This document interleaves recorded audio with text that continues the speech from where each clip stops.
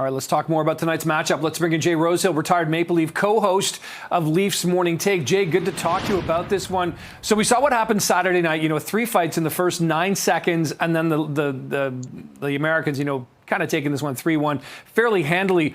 Are you expecting a similar kind of fight fest off the start of this game, or is this game going to be a little cleaner? I don't think you can expect exactly that kind of a start. I think that shocked everybody, but I think you saw the intensity level from these players and how much they're given towards this tournament, how much they care playing for their country. So I would expect it to be very intense and physical again, but I'm not quite sure about that much fireworks off the opening draw, though. Mm-hmm. Yeah, and Jay, I guess we can, based off of the results in the games after Saturday, U.S. losing to Sweden and then Canada beating Finland. But let's talk about how they won. 5-3. Pretty much Finland was able to catch up in a matter of 2 minutes to Toronto. Not Toronto, Canada. Yeah. So what does Canada need to do to avoid getting so close to the other team catching up this time?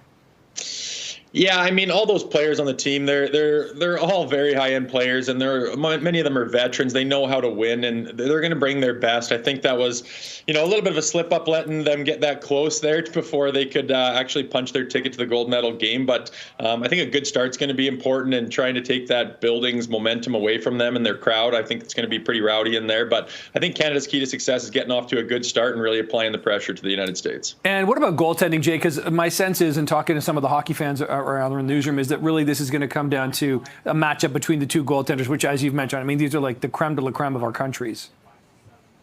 Yeah, I think the big thing with Binnington is just not letting in a soft one. He's played so well, but each game there's kind of been that one squeaker that I think he would like to have back. I think if he can avoid that tonight, it's going to make the big difference between, at the end of the day, winning and losing with, America's goaltending pretty much being rock solid so far. So I really wouldn't be surprised if it did come down to goaltending. Mm-hmm. Yeah, and Jay, let's talk about some of the greats. Connor McDavid, Sid the Kid, now no longer a kid. How have they been playing, and what do you expect them to bring to tonight's game?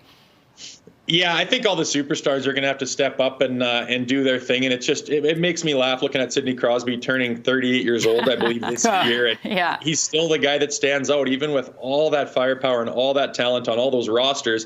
He's still the cream of the crop and rises up. It's very impressive, and I'm pretty excited to watch him again tonight. Yeah, it's fun to watch for sure, Jay. And on that, let's talk about this. The Four Nations face-off is instead of the annual All-Star game. Some people might have been a bit skeptical. What do you make of this? I must say, personally, I've really enjoyed the intensity. I've actually almost never watched an All-Star game because they're kind of useless, if you ask me. Just for exhibition, yeah. Yeah, I don't blame you. I think the NHL's had a tough time getting some interest in the All-Star game, and you've seen that with them trying all kinds of different formats, trying to get some intensity going with the tournament. It's just not there. But I think the difference is when you put your crest on for your country, it makes all the difference in the world. And there was a lot of people that were skeptical going into this tournament, wondering if it was going to be an All-Star game or if anyone was going to care. And I think it's hats off to the players. The level of intensity and competitiveness they've brought to it has blown everyone's hair back, and there's no better example of that than Canada USA in their past matchup, and now we get them in the final. So I think the whole country, both of them really are rallying behind this tournament. Can we get a super quick prediction on score before you go, Jay? We're right out of time.